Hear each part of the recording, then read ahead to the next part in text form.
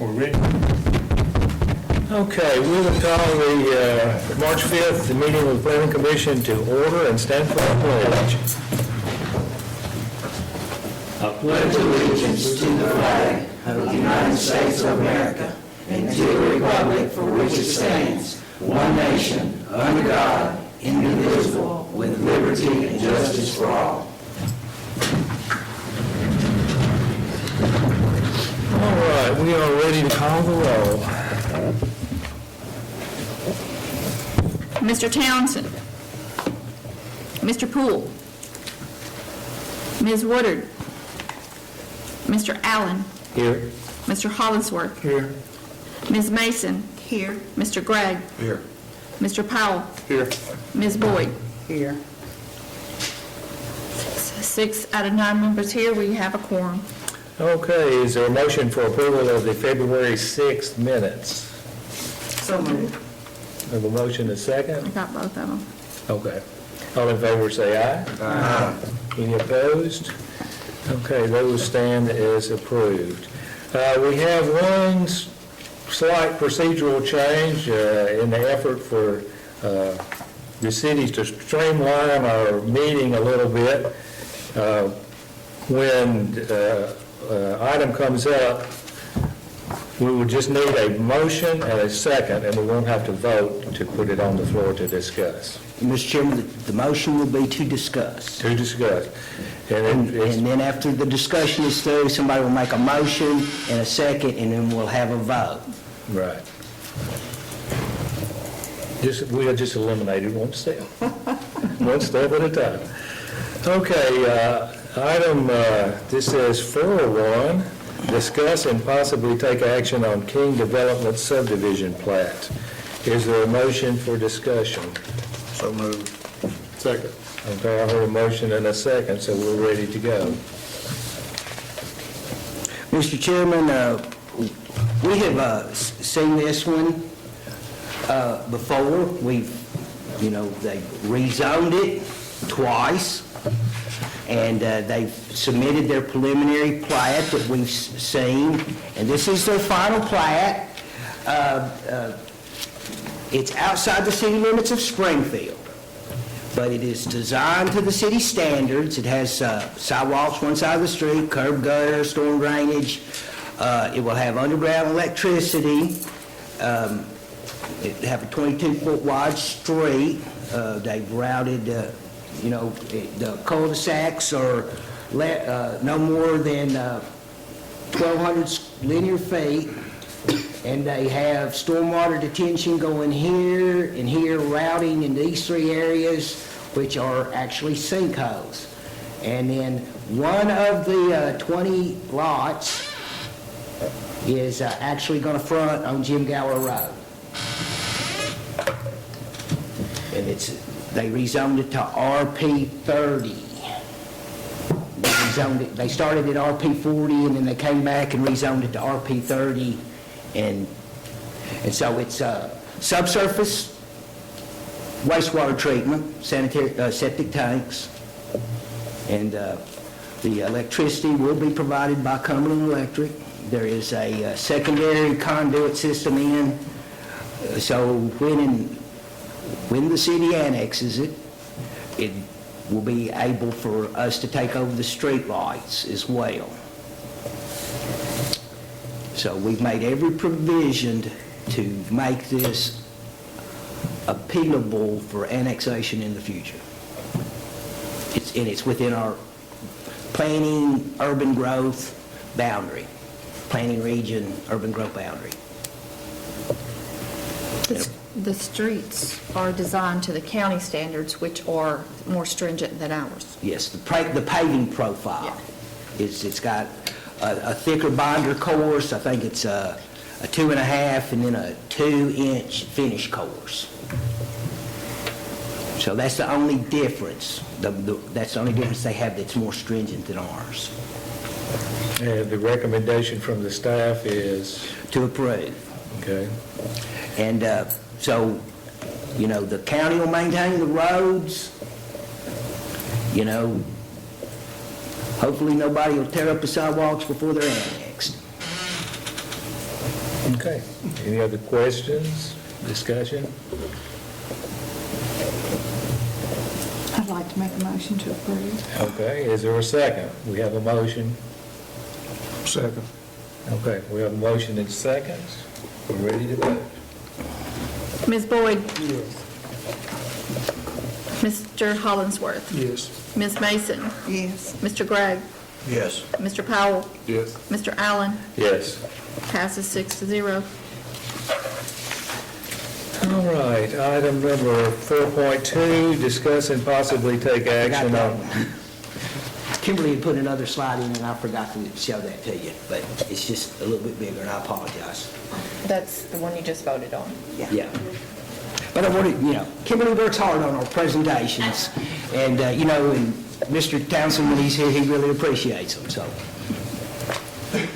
Okay. Discuss and possibly take action on Eden Point subdivision Phase 2 plat. Is there a motion for discussion? So moved. And is there a second? Second. Okay. I would just like to go back momentarily and talk about the King development.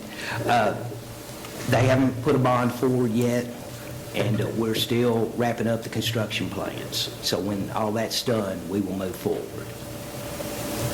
Okay?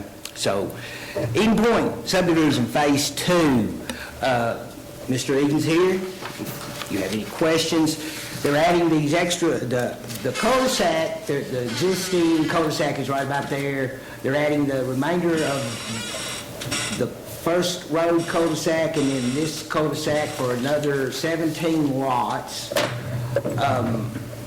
We're in the process of getting the construction plans worked out. There were some issues with stormwater and velocities on some open slopes and in some in some closed conduits.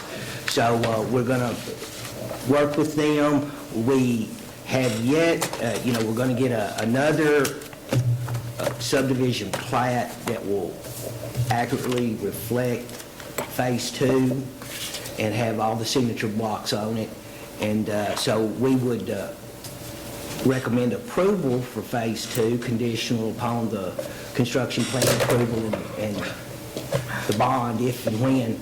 When the bond becomes, of course, we bring it back to you guys, and then it goes to the board, mayor, and alderman. So I think the bonds are really secondary to the construction plans.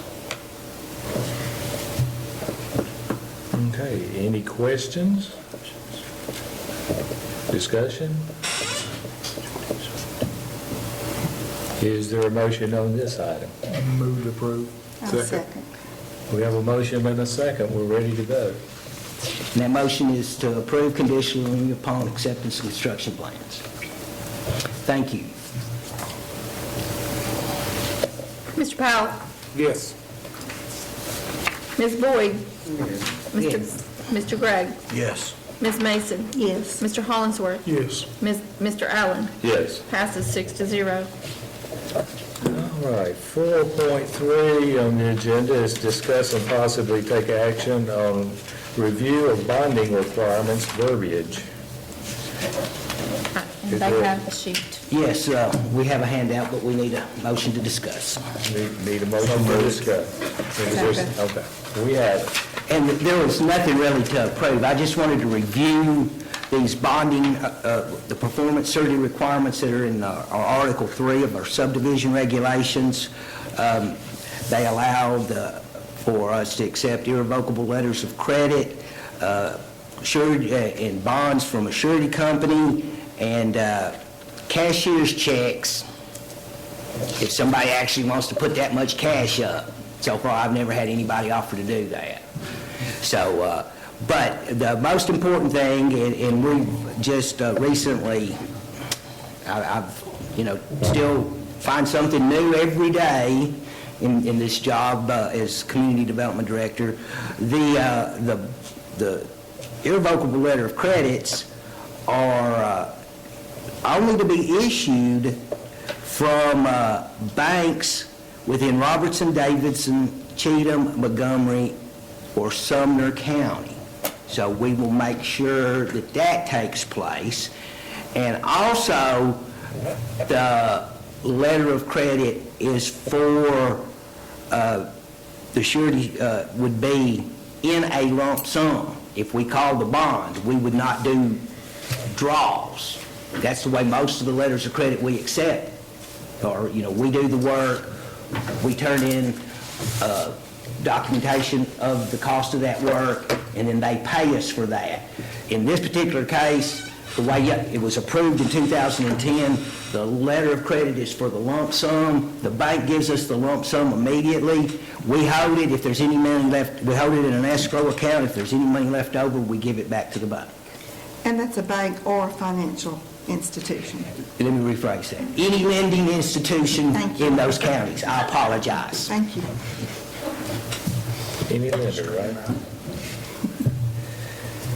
So I just wanted to, let you guys know that this is what was approved 9 years ago, and we are just want to make sure that you're aware of it, and we're aware of it, and this is, on the new stuff, this is how we're going to move forward. We still got some that are open, but any new subdivision, we will make this happen. So we have one developer who actually puts up a bond, and everybody else has been putting up letters of credit. I'm interested to see what Matt Blackman does. His bond is, or his bonding amount is pretty good right now. So, does anybody have any questions? I got a question. It refers back to the King development, though. Is the city makes them put up a bond even though it's not in the city limits?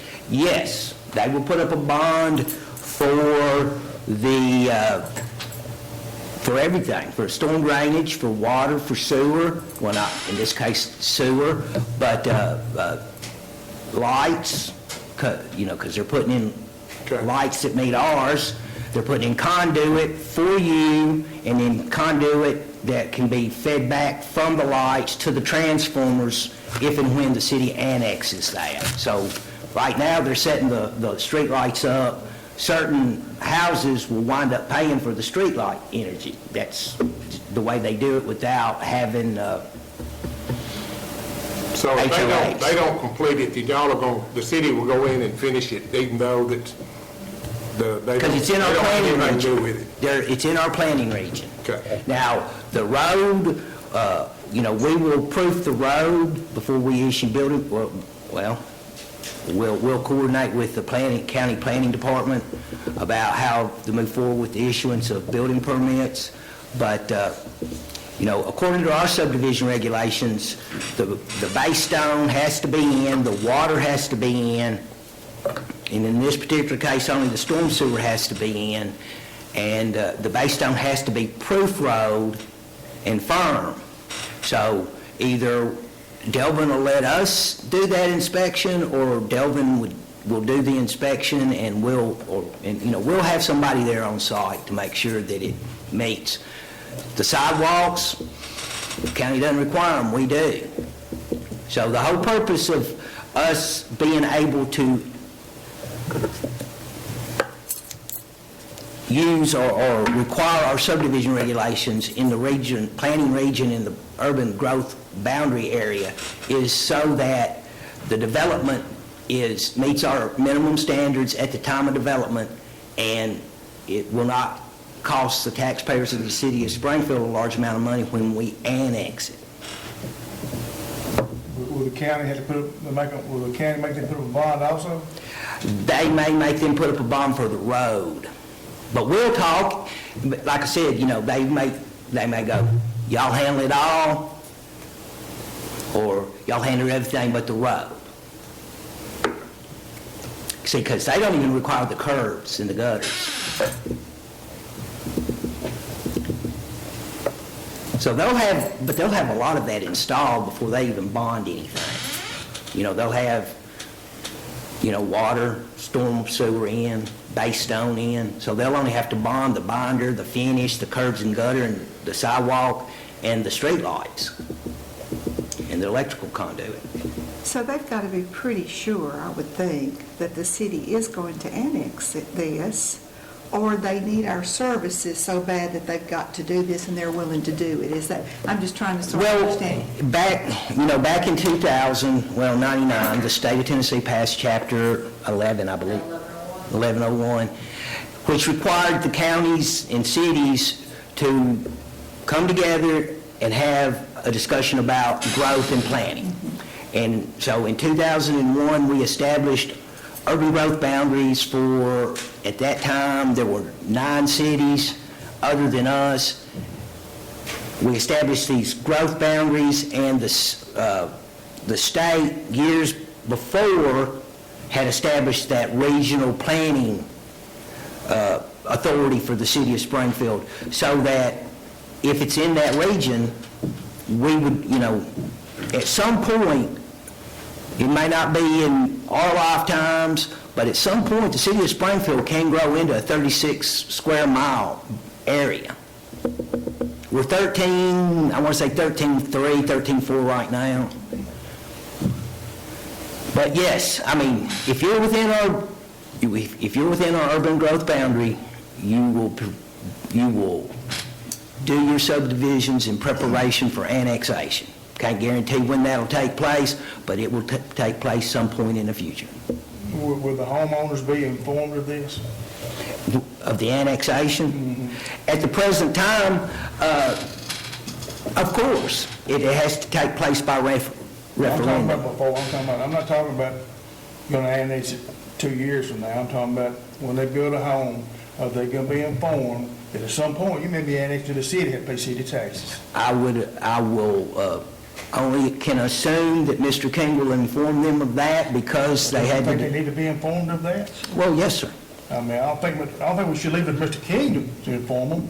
We should inform them. The city should inform them. At some point, you may be annexed to the city and have to pay city taxes. Well, that's the discussion we've had with Mr. King the whole That time. needs to be on the upfront, I do believe. The property owner has to request it, so I don't know. Well, in our presently, that's the way it goes. Right, That may not be the way it is in the future. right. The way it stands now, the property owner has to request annexation. We can't just go out. You'd have to be a majority to request. You have to get approval from all of them. And then, of course, we have to come up with a plan of services, and even then, you guys would, there would be a resolution that y'all would recommend or not recommend, and then it'll go to the Board of Mayor and Alderman, and the annexations they're done by resolution now, but they read them 3 times like an ordinance. And that has to do with an Attorney General's opinion that in the event somebody wants to file a lawsuit to be de-annexed, it's easier to fight a resolution in court than it is an ordinance. Question. Since you have to go by the city regs on this subdivision, and I'm just asking for information, but when the city annexes, then the sewer will be on it. And that's going to be a nightmare to put sewer in that subdivision after the road's been built, sidewalks been built. Is it not a possibility for them to get on sewer now since we're under? No, sir, there is no sewer anywhere near them. And, we actually talked with them about being annexed. And they looked at it, 'cause the only way that you would have been able to sewer that would be a small amount of gravity sewer and then a sewer lift station and then pump back to a manhole somewhere in our existing system. They chose not to go that route. Also, it would have been it's almost impossible to annex them because they are not contiguous to the city limits. So to answer your question in a nutshell, right now there's no sewer.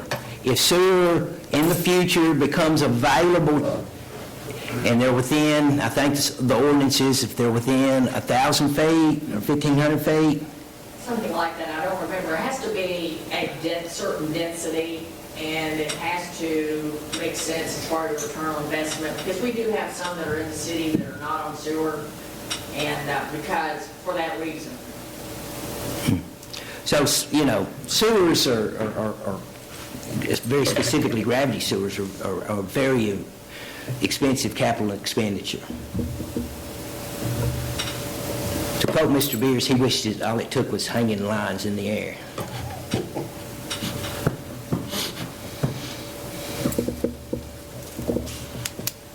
But, that's a great, topic, and as you think of questions, Mr. Powell, you write them down, and we'll answer them to the best of our I ability. was just thinking about installing the sewer in a subdivision like that after the fact, and it's, Well, that's the thing, we had to, let's just go back real quick to that, right? These are smaller than average looking, or smaller than average easements. All of these hashed areas are the subsurface areas according to the soil scientist. So that's what, so they can't have, if we had standard side yard setbacks, they wouldn't be able to get within 15 feet of the property line. And so, because there's another 10-foot setback, and if you go bigger, then it adds another 5 feet. So it was really getting into their availability to have subsurface areas for treatment. So, the city worked with these guys to make sure that all of our needs were met and that their needs were met as well. Because that's the way it's going to be treated. So if the city did annex and you made sewer available, would they have to tie on to it? Do they have a choice? If they're within a certain distance, they do have to tie on. It would be mandatory. Let me rephrase that. They are charged the sewer bill. You can tie on whether you... They have to pay a minimum bill if they don't, so they're going to pay Okay. regardless.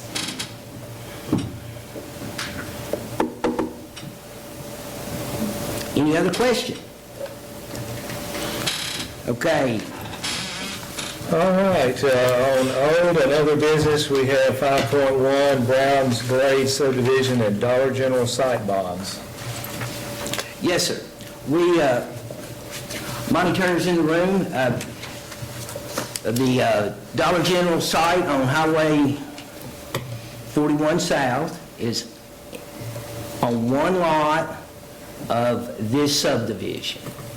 But right now it's all one parcel, so, the city worked with Mr. Turner and his associates to make this happen, but he wants to cut the site out where he's at. There's a road that's been designed, stormwater detention for us and the Dollar General in the right-of-way, street lighting, sidewalks, straight with a cul-de-sac that meets all requirements. Y'all have seen it. We brought it in.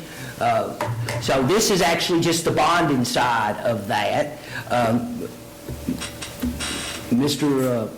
Turner's associates and his engineer came up with a bond of $108,125 for the remaining improvements needed to do the road improvements, the infrastructure improvements.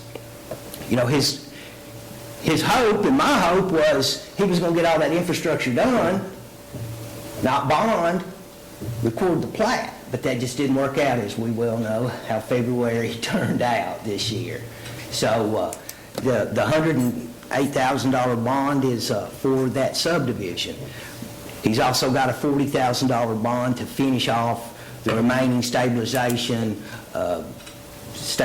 within his stormwater detention facility on his site and on his bar site for $40,000.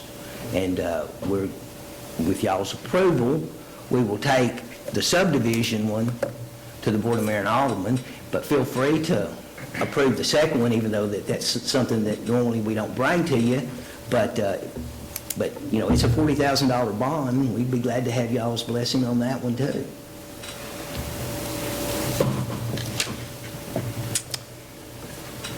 And did we move to discuss? No, Or we I did just not. jumped. I just Jumped right into it. We haven't moved to discuss yet. Okay. Because on my agenda, it didn't say. Yeah. Well, that was my bad. Okay. We may need a motion to discuss then in a second. Is there a motion to discuss? David has already had his discussion part. If you want to weigh in, I just we need a realized- motion. fixing to tell you. Was there a motion? Okay. Who was the first? Ms. Mason? Thank you, and thank you for your indulgence.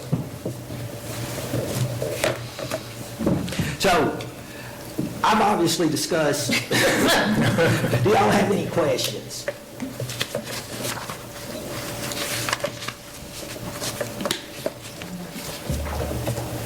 Okay, I don't hear any questions. Is this something we need to, Yes, you need to approve the acceptance of at least the Brown Glades bond, but you can approve to accept both bonds, recommend acceptance of both bonds, and Well- we'll take. is there a motion, and whoever makes a motion can do one or two? I make the motion that we accept both bonds. Okay, is there a second? Second. All right. Mr. Powell? Yes. Mr. Hollingsworth? Yes. Ms. Mason? Yes. Ms. Boyd? Yes. Mr. Gregg? Yes. Mr. Allen? Yes. Passes 6-0 to recommend to accept both bonds. Okay, and there won't be a Board of Zoning Appeals meeting in March. No, But sir. our next meeting, we will have a training session. Yes, sir. Afterwards, Has yes. everybody filled out their menu I don't- selection? I think I have almost everybody. And we will be getting with those that were not in attendance, and of course, we will be getting with the BZA and any staff that's going to attend, and Ms. Hodes put in a request for tofu at the next feeding.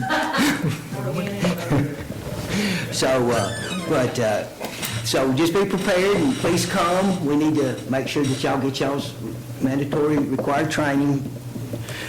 One other item that's not on the agenda, I just wanted to plant a seed and let y'all think about it, and we can come back and talk about it again next planning commission. Back in the early 2000s, the planning commission voted that any commercial site plan under 50,000 square feet would be handled by staff, and staff is fine with doing that. But I want to talk in the future about multi-residential site plans and how to move forward with handling those, because it really, it is commercial, but I think multi-residential needs some input from the planning commission. I really do. I don't think that staff, I mean, we're capable of doing that, but we would prefer to do it in conjunction and approval of the planning commission. Because our zoning ordinance is in some ways is a minimum, in other ways it's a maximum. So, when it comes to discussing multi-residential, do you really want to put what a site will allow? There may be, staff can say, well, that's too much for a road all they want to, but planning commission takes that vote and people respect that. And so just a thought, we'll discuss it further, see how you guys want to handle it. And that's all I've got to say. All right, has anybody else got anything? How are we coming on the property on 431, the cul-de-sac? Have they got anything done on it yet? They have gotten with us. We've gotten them a set of the original construction plans and the landscape plan. From what Mr. McKinney has said, they are in the process of lining up the work to get it taken care of. I just know June's coming up. It is. And we will be following up with Mr. McKinney probably at the end of this month. Probably tomorrow. Okay, anything else? If not, we'll stand adjourned. Thank you. Y'all have a good rest of the week.